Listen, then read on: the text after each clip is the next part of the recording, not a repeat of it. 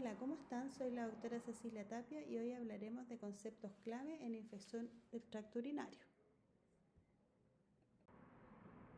Las ITU se clasifican en ITU superiores o pielonefritis e inferiores como cistitis o uretritis y pueden ser complicadas, que ocurren en pacientes con mayor riesgo, o no complicadas, que afectan a individuos sanos, principalmente mujeres jóvenes. Las ITU son infecciones bacterianas que pueden afectar cualquier parte del sistema urinario, dando lugar a síntomas como dolor al orinar, aumento de la frecuencia urinaria, urgencia urinaria, disuria, fiebre y escalofríos. El diagnóstico de la ITU se basa en el análisis microbiológico de la orina, donde el cultivo de orina es el estándar de oro, pero también se utilizan técnicas como la tira reactiva y el análisis de sedimento urinario para orientarse. La interpretación precisa de los resultados requiere de la información clínica del paciente.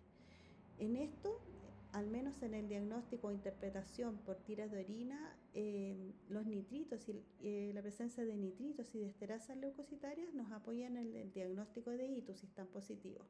Y si están negativos, hay una baja probabilidad de tener una ITU. El examen de sedimento urinario es crucial en el análisis de orina para detectar diversas condiciones médicas. Los avances tecnológicos han mejorado su precisión y velocidad, y los leucocitos en orina o leucocituria son indicadores de ITU y ayudan en el diagnóstico y manejo de las infecciones. Los valores de referencia de leucocitos en orina pueden variar según la fuente y el método de análisis. En general, se considera que la orina es normal si contiene menos de 5 leucocitos en el examen microscópico del sedimento urinario. En pacientes con catéter urinario a permanencia, se utilizan recuentos más altos para discriminar. La presencia de leucocitos en orina puede indicar una infección del tracto urinario, especialmente si se acompaña de bacteriuria. Sin embargo, la leucocituria también puede ser causada por otras condiciones inflamatorias o infecciosas no relacionadas con el tracto urinario. Para un diagnóstico preciso, los resultados del análisis de orina deben interpretarse en conjunto con la historia clínica del paciente y otros hallazgos de laboratorio. Es importante considerar el contexto clínico antes de establecer un diagnóstico basado únicamente en la presencia de leucocitos en la orina. En esta diapositiva ustedes pueden ver una tabla con recomendaciones para la interpretación de leucocitos.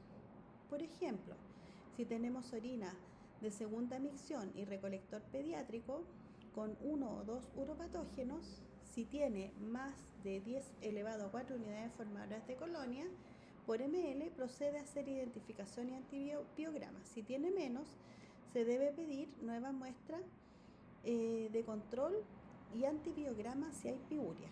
Ya en realidad, cuando son uropatógenos, es importante tener en cuenta el recuento. Si hay más de 3 uropatógenos, en ese caso,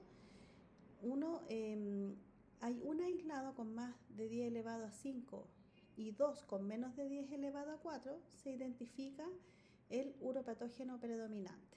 Y el resto de los agentes no se trabaja y se debe solicitar nueva muestra. ¿Ya? Pero si hay un sedimento alterado, uno igual debe interpretar ese resultado de ese uropatógeno predominante y tratar al paciente. En el caso de catéter a permanencia, se utiliza el mismo recuento si hay 1 o 2 uropatógenos, y lo mismo si hay más de 3 uropatógenos. En el caso de punción suprapúbica, siempre se debe estudiar lo que aparezca y hacer antibiograma, excepto para levaduras, en que solamente se hace la identificación y se trata en base a la epidemiología local. La bacteriuria asintomática se maneja de manera diferente en poblaciones diferentes. Por ejemplo, en ancianos no se recomienda la detección sistemática y tratamiento de la bacteriuria asintomática, mientras que en mujeres embarazadas la detección y tratamiento son críticos debido a los riesgos asociados. La prevalencia de infección urinaria en el adulto mayor aumenta significativamente después de los 65 años, especialmente en mujeres. La bacteriuria asintomática es común en esta población y el diagnóstico debe abordarse con precaución, diferenciando cambios fisiológicos de alteraciones patológicas. El tratamiento de la ITU en el adulto mayor consiste en ser muy cauteloso primero y basarse en una sospecha clínica significativa. Se recomiendan antibióticos de primera línea y la bacteriuria asintomática no debe tratarse con antibióticos a menos que el individuo esté sometiéndose a un procedimiento urológico invasivo.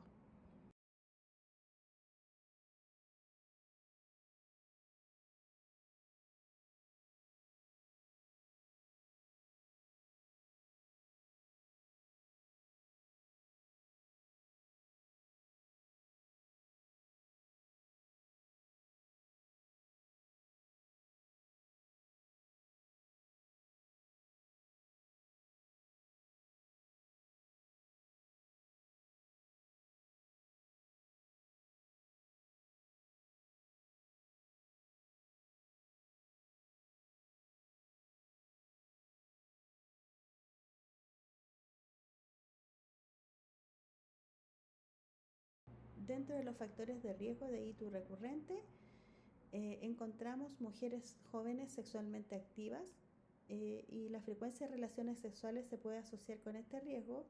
En mujeres posmenopáusicas, la incontinencia urinaria, cistocele, vaciado incompleto de vejiga, historia de ITU previa, cirugía ginecológica y diabetes pueden ser factores de riesgo. En varones, uropatías obstructivas como la hipertrofia de la próstata, prostatitis crónica, y en pacientes con trasplante renal, diabetes pretrasplante, edad avanzada y antecedentes de ITU recurrente, sondaje vesical post-trasplante.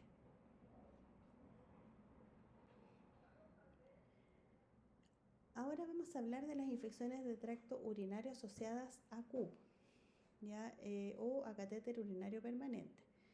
El tipo de infección asociada a atención de salud con catéter urinario es importante y es común en pacientes con condiciones médicas que requieren catéter a largo plazo.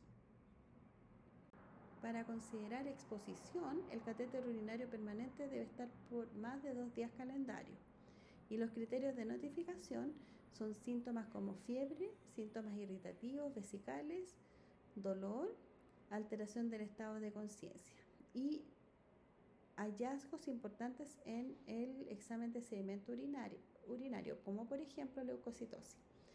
El cultivo de orina también debe tener microorganismos uropatógenos y un recuento específico, ¿ya? La toma de muestra para sospecha de ITU por CUP es de acuerdo a protocolos institucionales. En caso de tener un paciente con sospecha de ITU-CUP que porta un catéter urinario por más de 15 días, si se toma cultivo y sedimento de orina, este debe hacerse retirando el catéter. ¿Ya? Esa es una última definición y criterios de notificación que salió recientemente.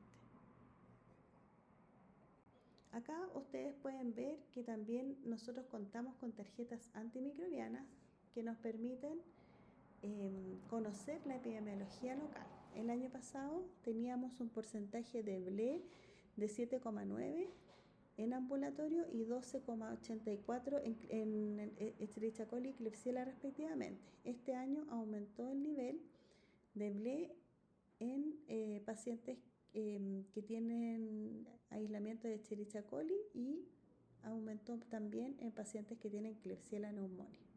¿Ya? Por eso es importante ir monitorizando el cambio en los años. Ante la sospecha o confirmación de una IA, se solicita a los médicos tratantes registrar en ficha electrónica como sospecha u observación de IAS. No le pongan el apellido de IAS porque no siempre son de acuerdo a los criterios del MinSal y es el equipo de IAS quien lo define con el conocimiento que tiene y con las guías que existen. Así que por favor les solicito que pongan solo sospecha u observación de IAS.